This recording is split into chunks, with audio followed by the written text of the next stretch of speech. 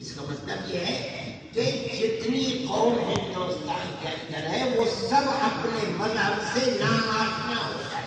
کیا آپ یہ چاہتے ہیں؟ ہمیں کوئی چیز مجبور نہیں ہے میرے بھائی. یہ مسئلہ اور یہ کوئی دارالعلوم کا تنہا مسئلہ نہیں ہے. ارے بھائی دنیا کے ہر قوم کو افراد مذہبی کرتا ہے. میں کہتا ہوں ہندوؤں میں شادی ہوتی ہے برادران وطن میں پھیری چلانے کے لیے کسی ہریجن کو توڑے جاتے ہیں, پنڈت کو لاتے ہیں جو ان کا مذہبی آدمی ہے. مرنے والے کی چودھویں ہوتی ہے, چہلم ہوتا ہے, کون آ کر کے کرتا ہے. کسی چیز کا افتتاح کرنا ہوتا ہے, کون کرتا ہے. میں ابھی بولا جیسے میرے تعلقات میں کیا کے پاس ان کے بیٹے کے پاس کیا, وہاں جب قریب ہے میں نے دیکھا کہ وہ پنڈت بیٹھا ہوا کر رہا ہے, وہ ایک طرف وہ بیٹھے ایک طرف وہ بیٹھے ہوئے. آپ کو اپنے رسوم و رواج کو پورا کرنے کے لیے مذہبی افراد کی ضرورت ہے, اور آپ کا کوئی کام بغیر ان مذہبی افراد کے نہیں ہوتا. اگر دیوالی کی تاریخ متعین کرنی ہے, ہولی کی تاریخ متعین کرنی ہے, یہ کاوڑیے چلتے ہیں, ان کا تاریخ کا تعین وہ بھی پنڈت ہی کرے گا, ہمارے کوئی نہیں کرتا. لیکن میں کہتا ہوں کہ مذہبی افراد کی ہر قدم پر ضرورت ہے. ہمیں بھی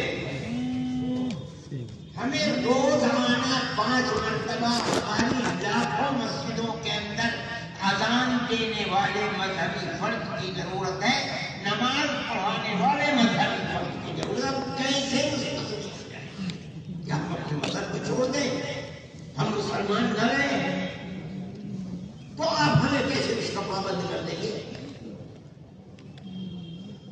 میں نے ان سے کہا تھا ارجن سنگھ جی سے, یہ بتائیے اگر آپ ہمیں امداد دیں گے تو آپ ہمیں آزاد چھوڑیں گے؟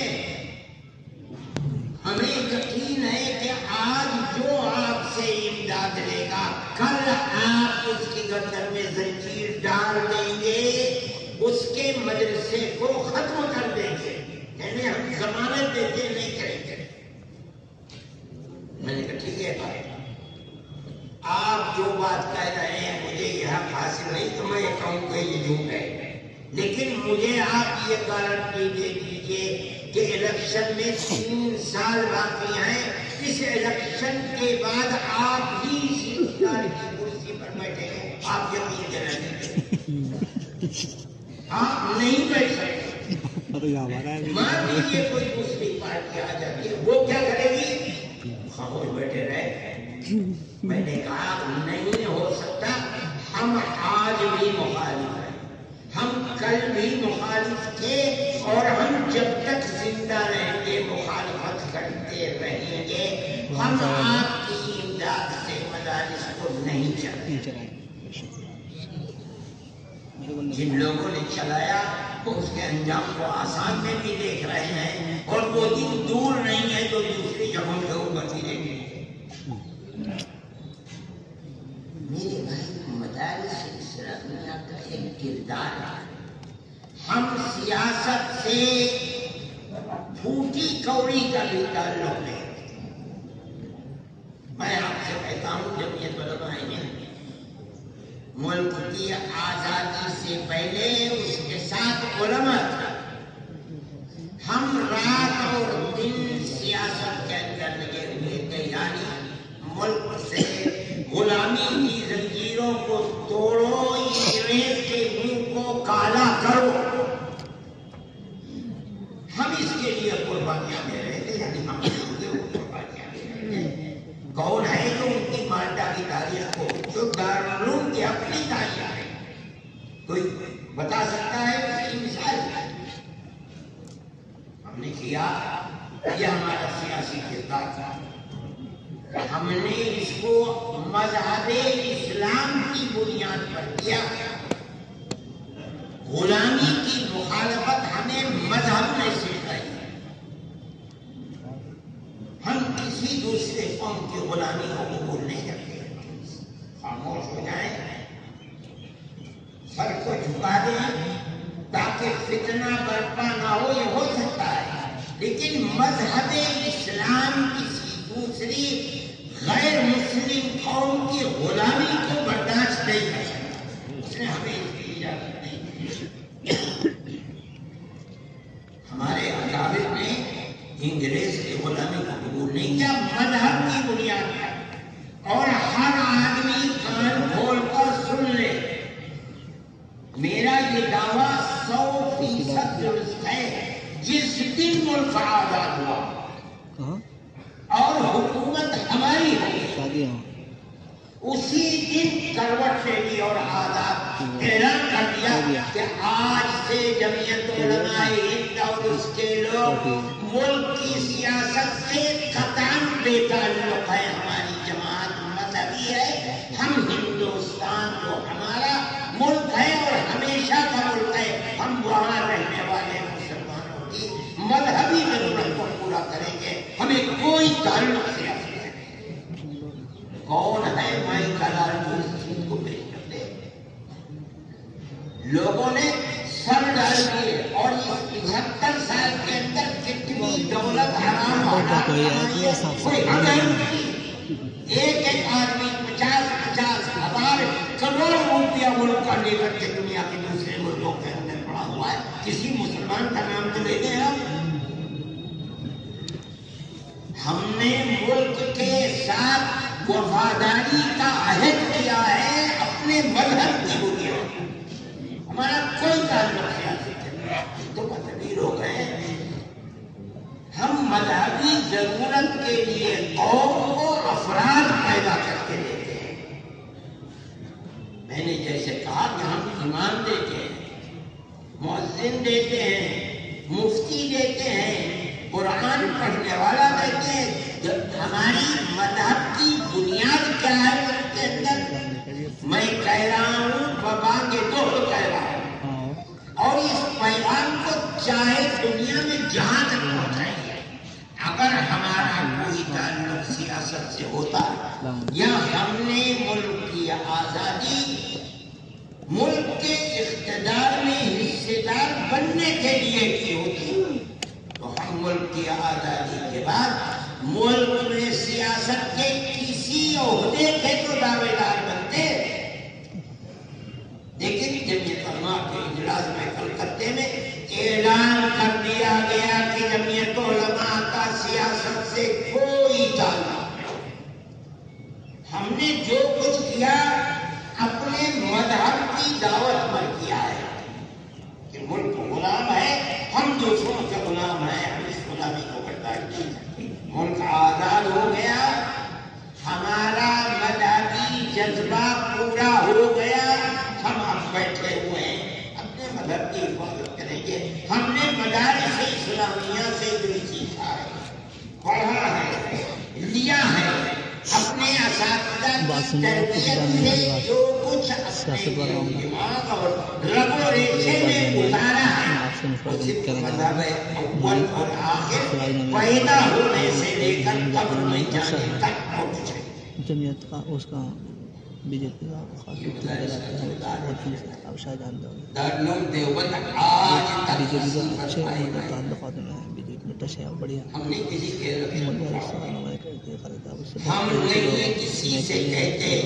پارٹی ہے، اس کا تعلق کہاں سے ہے؟ میں مسجد میں بیٹھا ہوں، مجھ سے کہا گیا پارٹیاں کے میرے بھائی مدرسے اور مدرسے میں یہ میں نہیں کرتا ہوں. اس لیے آج بھی مدارس کی زندگی میں یہ سب اس لیے کہہ رہا ہوں کہ آپ کے مذہب کو دہشت گردی کا مذہب بتایا جاتا ہے. مذہب اسلام پڑھایا جاتا ہے، مدرسوں کو دہشت گردی کا اڈا بنایا جاتا ہے. آپ پڑھنے والے ہیں، بچے کو پڑھاتے ہیں، آپ پڑھائیں، آپ کو مجھے دہشت گرد بتایا جا رہا ہے. کان بہرے ہیں، پڑھ پڑے ہوئے ہیں، یہ تاریخ ہے. ہم آج تک اس تاریخ کے اوپر زندہ ہیں. ہم کب کسی سیاسی پارٹی کے دروازے بنتے ہیں کہ ہماری مدد کرو، ہمیں دو، تھوک دے اس مدد کے اوپر جو تم دیتے ہو، نہیں دیتے. یہ ہمارا کردار ہے. کیا وجہ ہے؟ آپ اگر 1000 نہیں 1,00,000 مخالفت کریں گے، ہم جس جگہ کھڑے ہیں اس جگہ ہم کھڑے ہیں وہ ہے سے زیادہ مضبوط ہے. وہاں تسلسل ہو سکتا ہے. 75 سال میں ہمارے اندر کوئی ایک کوڑی کے برابر یہ مدارس اسلامیہ اور دارالعلوم کی بنیاد ہے. یہ ام المدارس ہے. میں چند کو بڑے بڑے مدرسے جو کام کر رہے ہیں نہیں کہ ان کی مخالفت کر رہے ہیں، لیکن وہ لوگ جن کی بنیاد پر دارالعلوم ام المدارس کہا جاتا ہے، جنہوں نے بنیاد رکھی ہے، جب وہ اس دنیا میں زندہ تھے کوئی مدرسہ ان کی ذات سے مستقل نہیں تھا. اگر آپ تاریخ پڑھیں تو آپ کو پتہ چلے گا. اس لیے ہم سب مدرسوں کو جو قدیم مدرسے ہیں، بڑے مدرسے ہیں، ہم ان سب کو اپنے مدرسے کہتے ہیں. ہمارا کوئی اختلاف نہیں. حساب تعلیم کا بدلا ہوا ہے، لیکن بنیادی طور پر کوئی مدرسہ دنیا کے اندر جو اسلامی یا مذہبی مدرسہ ہے کتاب اللہ اور سنت رسول اللہ سے مستقل نہیں ہے. یہ سب مدرسے ہمارے، ہم ان کے بھی طالب علم اپنے آپ کو سمجھتے ہیں. ہم اس بات کو لے کر چلتے ہیں کہ ہم دنیا کے سامنے اس چیز کو پیش کرتے ہیں. مدارس ہمارا سیاست سے کوئی تعلق نہیں ہے. ہم کسی کی بربادی میں یا سیاسی آبادی میں حصے دار نہیں ہیں. ہم کسی کو یہ نہیں کہتے کہ اس کو ووٹ نہ دو. ہم کسی کے دروازے پر نہیں کہتے کہ اس کو ووٹ دو. اور اگر آپ اس کے اندر گزریں گے تو میں یہ کہہ سکتا ہوں کہ میرے بھائی ہمارا کام تو چندوں سے چلتا ہے. چندہ دینے والا کس کا کس پارٹی سے تعلق رکھتا ہے، کس کا الیکشن لڑتا ہے، کہاں جاتا ہے. ہم اگر اس جھنجٹ میں پڑ جائیں کہ کانگریس کے ساتھ آئے ہیں، دوسری پارٹی کے ساتھ آئے ہیں، تو اس کا مطلب یہ ہے کہ چندہ میں ہمیں کانگریس ہی دے گا. سماجوادی پارٹی کا آدمی چندہ دے گا تو ہمارے طرف سالی ہوگا.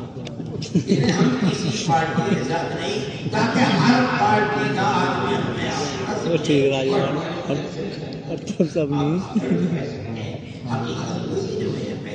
کہ مدارس کا یہ میدان ہی نہیں ہے. ہماری اس بات کی قدر و قیمت کی جاتی ہے. ہمارے اس کردار کی قدر و قیمت کی. ہم نے کیا کیا ہے ملک کی آزادی میں، کانگریس کے بڈھے بڈھے لوگ اس کو جانتے تھے. آج تک ہمارا معاملہ یہ تھا دارالعلوم کے سلسلے میں کہ اگرچہ کوئی قانون کے خلاف ہے، لیکن دارالعلوم کے کسی ادارے کی کسی تعمیر کے بنانے کے لیے نقشے کے لیے کبھی میونسپلٹی سے ایک مرتبہ بھی اجازت نہیں. یہ ہمارا دارالعلوم کی اس تاریخ کا نتیجہ تھا جو ملک کی آزادی کے لیے قربانیاں تھیں. وہ لوگ جانتے تھے یہ بدقسمتی آج آئی اور انہوں نے پابندی لگا دی. اس کا مطلب آپ یہ لے سکتے ہیں کہ دارالعلوم کی وہ تاریخ جس میں ایک پیسے کا فائدہ، آج وہ لوگ قبرستان میں موجود ہیں قبروں کے اندر، قسم کھا کر کہا جا سکتا ہے بخدا ایک پیسہ انہوں نے ملک کی آزادی کے لیے کبھی نہیں دیا. کسی کے سامنے سر کو نہیں جھکائے. کسی کے اقتدار اور دولت کے انبار کے سامنے کبھی اپنی گردن نہیں جھکائی. صرف اور صرف ان کا مرنا اور جینا ملک کے لیے تھا، ملک کی آزادی کے لیے تھا. اس انتہائی قیمتی تاریخ کو لوگ جانتے تھے، اس لیے کبھی دارالعلوم کے اوپر آنچ نہیں آئی. آج لوگ نہیں جانتے، بے پڑھے لکھے ہیں. آج ہمیں ہر قدم کے اوپر رکاوٹ آ رہی ہے. تاریخ ہماری وہی ہے، اس میں کچھ تبدیلی نہیں ہے. مدارس اسلامیہ پر رکاوٹ آ رہی ہے. ہم چندے کے کروڑوں روپے اس رکاوٹ کے دور کرنے پر لگا چکے ہیں 2-3 سال کے اندر. ابھی تک ہم کنارے نہیں پہنچے. دنیا دیکھ رہی ہے، مسلمان بھی دیکھ رہا ہے. اور اگر کبھی ان کے سامنے یہ بات آتی ہوگی کہ مرنا انہیں بھی ہے اور کل مرنے کے بعد حساب، اگر ان کے مذہب میں کوئی چیز ہے وہ بھی سوچتے ہوں گے کردار پر نہیں اٹھائی جا سکتی. اگر ہم اس پر پورے دارالعلوم میں آپ کسی جگہ تعمیرات کے کام کو نہیں دیکھیں گے جب تک اس جنجال سے نکل نہیں جاتے. اس وقت تک ہم کسی تعمیر کو ضرور نہیں کر سکتے. 2-2.5 سال ہو گئے دارالعلوم اسی طریقے سے اوپر چلتا ہے. ہمارا ایک نظریہ، وہ نظریہ کیا ہے میں آپ کے سامنے یہ نظریہ ہے، مگر یہ حالات کو دنیا بدلتی سکتی ہے. العالم متغیر وکل متغیر حادث فالعالم حادث. اس لیے میرے بھائی کرنا کیا ہے؟ ہم زندہ رہیں گے تو ہم کریں گے، پھر اس کو حالات سازگار ہوں گے. ہم مر جائیں گے تو جو دوسرے آئیں گے وہ اٹھائیں گے. اللہ کے نبی نے فرمایا ہے دین کو بنیاد بنا کر قائم رکھنے کے لیے اللہ ہر زمانے میں ایک نہ ایک جماعت کو قائم کرتا رہے گا جو اس دین کے بوجھ کو اپنے سر کے اوپر اٹھائے اور قیامت تک چلتا رہے گا. ہم اپنے اکابر کے نقش قدم کو اگرچہ ان کا مرتبہ جہاں تھا ہم ان کے پیر کی خاک بھی نہیں ہیں اور ہم خدا کو گواہ بنا کر کہتے ہیں کہ ہم ان کے پیر کی خاک ہیں، لیکن ہم کوشش کر رہے ہیں کہ ہم ان کے قدم کے اوپر چلیں. اسی وجہ سے اللہ ہماری مدد بھی کر رہا ہے. ہم جائیں گے دنیا سے، اللہ دوسروں کو پیدا بنائیں گے انشاءاللہ. وہ آئیں گے چلائیں گے. ہم اگر ان تعمیرات کو جو نقشے میں ہیں ہمارے ہم نہیں کر پائیں گے. ہمارے پاس جو ہماری روحانی یہ علمی اولاد آئے گی وہ کرے گی، اللہ اس کی مساعدت کرے گا. بھائی ہم ان حالات سے گزر رہے ہیں. خیر ہے، میں اس بات کو کہنا چاہتا تھا، آپ کے سامنے کہہ رہا ہوں. آپ کو بھی سنانا مقصود ہے، آپ یہاں موجود ہیں، جو نہیں ہے ان کو بھی سنانا رہ گئی بات کو جس طرح چلایا جائے، کیا کیا جائے، کیا نہ کیا جائے. حضرت محمد صاحب کا خطبہ استعارت رابطۂ عالمی رابطۃ المدارس الاسلامیہ کے لیے ایک بہت بصیرت کا تھا اور آپ کی اور میری آنکھوں کو کھول دیا. تعلیم کے نظام کو مستحکم کرنے کے لیے جو بھی کوشش رات ہم سے ہوتی ہے سب کے کر کے کوشش کرتے رہتے ہیں. دارالعلوم نے صحیح افراد پہنچے مدارس اسلامیہ کی، جو مدارس اسلامیہ کے نظامی اور تعلیمی اور تربیتی نظام کو مستحکم کریں. ہم نے تدریس کا ایک شعبہ بنایا تھا جو بالکل ٹاپ کرنے والے بچے ہوتے تھے. ہم اس میں سے 4-5 کا انتخاب کرتے تھے. ان کا امتحان لیتے تھے، اس سے 2 انتخاب کر کے ہر سال کرتے تھے. 2 سال کا کورس صرف اسی لیے کہ خود دارالعلوم کو بھی افراد صحیح ملیں. تعلیم لینے والے یہ بچے کہیں جا کر پڑھائیں گے. جب دارالعلوم کو ضرورت ہوگی تو انتخاب کر کے ان بچوں کو لایا جا سکے. رات یہ چیز تدریب کی جسے عاملہ کے اندر بھی آئی. تدریب کے بعد ہی 5 سال ہیں جو طریقے لوگوں نے پیش کیے میں نے اور دوسرے حضرات نے بھی ان کو صحیح نہیں کیا، لیکن ہم اس بات کو صحیح سمجھتے ہیں کہ ضرورت ہے ان افراد کی کہ وہ تدریب حاصل کردہ ہوں دارالعلوم میں. لیکن میں آپ سے کہتا ہوں اس وقت تک جو ہمارا مقصد ہے وہ پورا نہیں ہوا، اس لیے کہ ہم تدریب کراتے ہیں بالکل ابتدائی 3 سالوں کی کتابیں کس طرح پڑھائی جائے. اس لیے کہ بنیاد علم کو حاصل کرنے کی یہی 3 سال ہے. اگر طالب علم کے ان 3 سال کی بنیاد مضبوط ہے تو وہ قرآن و حدیث کو دورے تک کامیابی کے ساتھ علم کو حاصل کر سکتا ہے. اور اگر یہ 3 سال کمزور ہیں تو میرے بھائی دارالاسباب کی بنیاد پر کہتا ہوں کہ فرشتہ بھی اتر آئے گا پڑھانے کو پڑھنے پائے. ہم نے تو ان لڑکوں کو اس لیے بنایا تھا، لیکن لوگوں نے ان لڑکوں کو آخری سال میں بجائے اس کے کہ دارالعلوم انہیں بھیجتا ان سے خود ہی معاملہ طے کر دیا اور طے کر کے لے جا کر کے ان کو مشکات اور جلالین پڑھانے کے لیے دے دیتے ہیں. وہ بھی خوش مدرسے والوں کا کام چل گیا. جو ہمارا مقصد تھا ہم اس سے فیل ہو گئے. ہمارا مقصد تو یہ تھا کہ یہ 3 سال کی تعلیم لے جا کر مدرسوں کے اندر تعلیم دے تاکہ وہاں سے جو بچے دارالعلوم آئیں وہ کامیاب بچے آئیں اور اس طرح سے ان کا تعلیم معیار وہ نہیں ہو سکتا.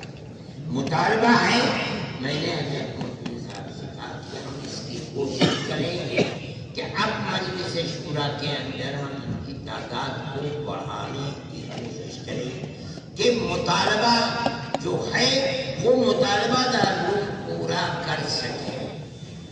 اسی چیز کو پیش نظر رکھتے ہوئے تخصص فی الحدیث کا شعبہ قائم کیا گیا.